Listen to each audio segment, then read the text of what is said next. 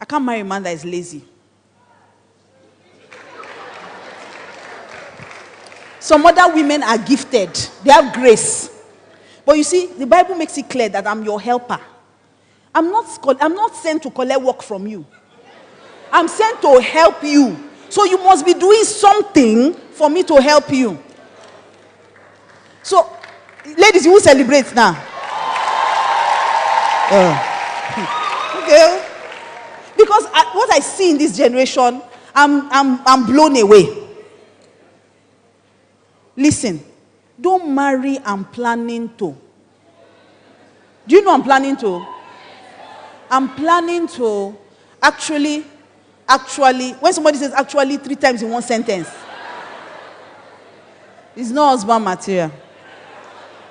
I'm planning to is not a job. If a man, see, I can understand if he doesn't have billions, but you must be, how can you go out? You can't buy pure water. So there's no water in the house. You wait for me to come home before you drink water. Never. Can't marry a man that is lazy. You must be doing something so that when I come, I will help that something be better. But for you to expect that you just, when you marry a woman, all your problems are solved. Because that's what I see in this generation. Can't marry a man that's planning to, since I know Pastor Gay says it so beautifully. He says, don't marry potential, marry a man's patterns. Don't marry his potential. Marry his patterns. You'll be looking now. He graduated at 25. He's now 39. He's been planning to, from that 25 to 39. How can somebody plan to for years? And they don't have small dreams, oh. It's big.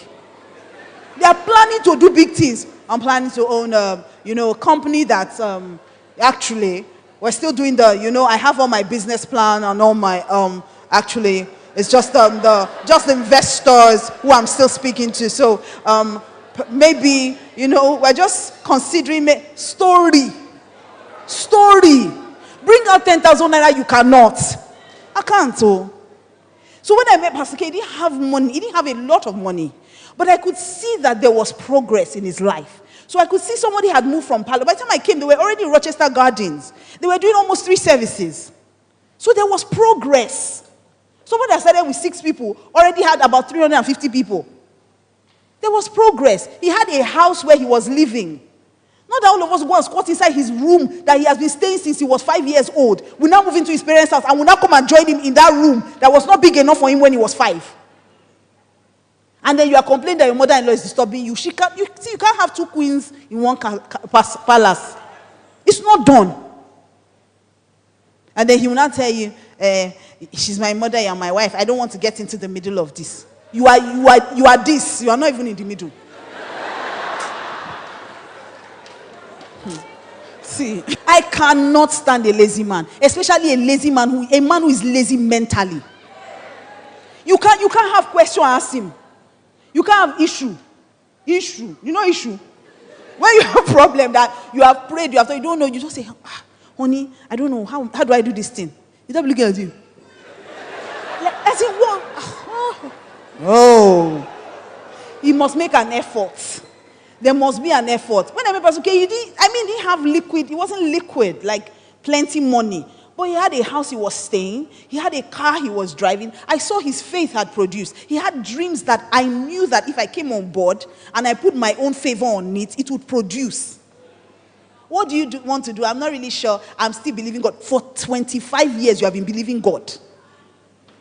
Even if God was wicked, maybe by 15 years, he should have answered you something. You can't be... I can't marry a lazy man, personally. So ladies, it depends on you. I also can't marry a man who is not secure. A man who doesn't have a healthy self-esteem. No. Because I am not going to dull my shine for you. There are things God has told me he will do in my life. So you have to also be doing something great and be confident in what you are doing. It's not that when I'm doing well, you will not be intimidated by it. You see, it's an insecure man that when you marry him, and you are doing well, maybe you come back from work tired that day, and you go and lie down and say, because you're not earning more than me, we cannot eat in this house. You cannot greet. You cannot. That's where everything you do. You go to the bathroom, it says, because you're now earning more than me, you now decide to use the bathroom before me in the morning. What's the problem? If you frown because your tummy is paining you, you say you are proud. If you've not, as in no, I can't. I'm a man who is secure in himself. So if God is blessing me, he's even proud of me, not intimidated by me. A man who is he has a healthy self-esteem, not intimidated by me. Not intimidated, but at the same time, he must not be vain. He must not be arrogant. So a healthy self-esteem, but not arrogance or pride. I can't marry a man who likes mirror more than me. You know those kind of men? Do you know there are men that carry mirror about? Oh, I had a friend like that. He carries mirror and small comb that he uses to brush his brow. Hey. So when we are looking for comb to straighten our edges, we go and beg him. Say, you get powder there. You say, let me just check. Yes! And some girls like it. I don't want you to be rough, but at the same time, you can't be vain. What's that? When you want to take selfie, you now take the selfie, you will be full inside. You'll be in the corner. He's removing. No. So I can't marry a man who is vain. I want a man with a healthy self-esteem, but at the same time, he must not be vain. Okay? Also for me, I can't marry a man who doesn't have a vision for his life. He must have a plan. I'm not of the school of thought where you say, let's just be seeing how it goes. If we don't have a plan, it can't go.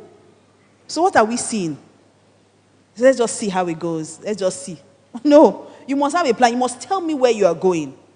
What do you want to achieve with your life? And your vision must be large enough to accommodate my own. Because I have a plan and I have a vision. So if a man doesn't have a vision, no. The Bible says that without vision, the people enter an inferior condition. That's what one version says. An inferior condition. Meaning that there's a plan God had for you. There's a state your life should turn out. But if you don't have a vision, you can't get there. How do we get to where we don't know we are going to? So I see a lot of guys who they're just flowing, just enjoying life, just grooving, and the girl is just happy to be at this party, be at that party, be in his car, what's the plan for his life? Money, they finish. If you don't invest money, you will see that money is the most useless thing you can have in your life. So his dad gives him a lot of money now. He will just be like the prodigal son. He will waste it. So he must have a plan. Money comes into his hand. How does he spend it? What does he plan to do with it? In the next 10 years, where does he see himself going? Praise God. Every woman should marry a man who is accountable. A man that does not have anyone that he's accountable to is a dangerous man. If he doesn't have mentors, he doesn't have pastor, he doesn't have anybody that he respects, he doesn't have anybody that if they call him, he will say, yes, sir. Hey, it's the most dangerous thing you can do to yourself. Because the Bible says that you will submit to him. See, all this love you are doing, when you marry, God expects that you submit to your husband in all things. But if you submit to someone who is not submitted to anybody, that's disaster going somewhere to happen. Nobody can call him and say, come, don't talk to your wife like that again in your life. Have you heard? And he will say yes, and he will change. I'm not talking mentor that you say, who is your mentor? You say, T.D. Jakes, John Maxwell. You know, I'm into leadership. Nonsense. Does just John Maxwell have your number? Can we call John Maxwell and he will call you to order? He must have somebody that he respects. Somebody that I don't have a problem. See, John Maxwell is all of us mentor. Is he not your mentor? Is not your mentor? It's my mentor. All of us mentor. So you cannot intimidate us. Because how is he mentoring you? It's not that you go to Latin and buy book.